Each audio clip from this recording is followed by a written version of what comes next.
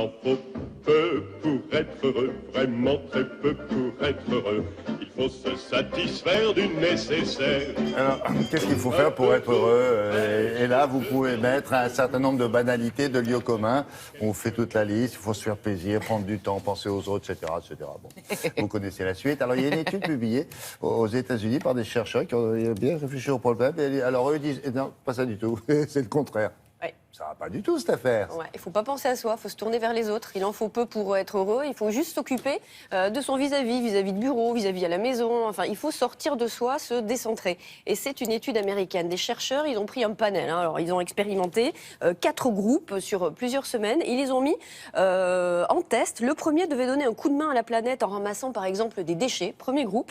Deuxième groupe devait être attentionné en offrant un café, en aidant à préparer le dîner, en ayant des gestes solidaires. Le troisième groupe devait se faire plaisir tout seul en faisant son petit sport ou en allant acheter une pâtisserie, se faire Pourquoi un petit cadeau. Le bonheur, ça se partage, ça se pratique à plusieurs. Il n'y a pas un auto-bonheur. Il faut se décentrer. On ne peut pas exister si on ne fait pas plaisir à l'autre. On ne peut pas être complètement solitaire face au plaisir. Il faut forcément le partager et chaque participant devait répondre à un questionnaire sur son bien-être au début et à la fin de l'étude et devait noter ses émotions pendant l'expérience. Résultat, les chercheurs ont constaté une très très nette amélioration de l'état de bien-être et ils disent même de l'état de santé des 2 premiers groupes, c'est-à-dire des gens qui se sont occupés des autres. Alors on a soumis cette étude à une psychologue, elle va nous expliquer les mécanismes, comment ça se passe et pourquoi. Elle est française, elle. Elle est française, elle a même écrit des bouquins. Pourquoi la générosité a un tel effet sur notre bien-être.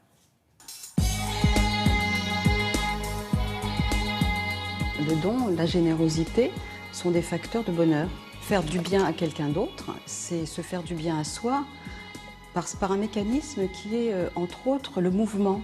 Le mouvement vers l'autre nous met en action. Et le fait d'être en action et de créer quelque chose de positif rend heureux. Ça met dans un sentiment, en tout cas pas de puissance, c'est exagéré, mais dans un sentiment de capacité d'agir et que notre action peut avoir une répercussion sur le monde, sur les autres. Et c'est en ça que ça renvoie quelque chose de très nourrissant à la personne qui agit et qui donne. Elle reçoit aussi la gratitude, ce qui lui fait du bien, ce qui renvoie une bonne image de soi. Recevoir la gratitude renvoie une image positive de soi-même. On voit aussi dans le regard de l'autre ce qu'on a créé. C'est un effet miroir parce qu'on se voit aussi dans les yeux des autres. C'est-à-dire que donner, faire un acte, même un sourire à quelqu'un, toute personne qui a expérimenté ça, quelqu'un vous a souri, vous ne savez pas pourquoi, et ça vous rend heureux.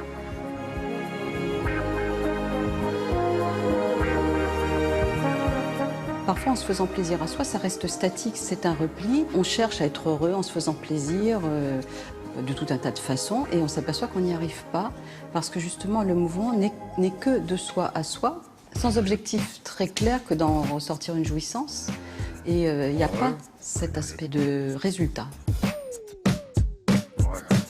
Quelqu'un vous renvoie par ses yeux qu'il est heureux par votre action.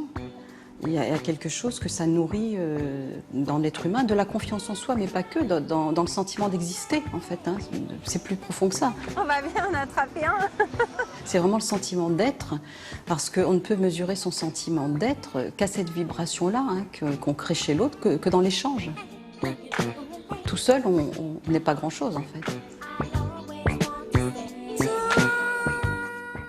On va fêter nos non-anniversaires pour être heureux, pour avoir beaucoup de bonheur. Ouais. Hein? Donc, comme ça, on se fait des cadeaux pour les autres toute l'année. Exactement, on s'oublie un petit peu et s'occuper de soi pour être plus heureux est donc une fausse bonne idée. Souvent on s'autorise des petits plaisirs personnels, on va se dire « oh je vais me récompenser, je vais me faire du bien », etc.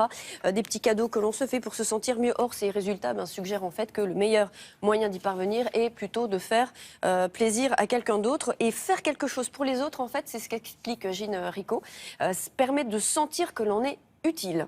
Et si on est utile, qu'est-ce qu'on fait? Eh bien on existe. La générosité a donc un sens existentiel, CQFD. Si on existe, ça fait plaisir aux autres, ce plaisir est communicatif, etc., etc. Il y a une action, on agit sur le monde, on agit sur les autres, donc on est utile, donc c'est existentiel. Merci beaucoup, docteur. Voilà. Très bientôt. On va s'intéresser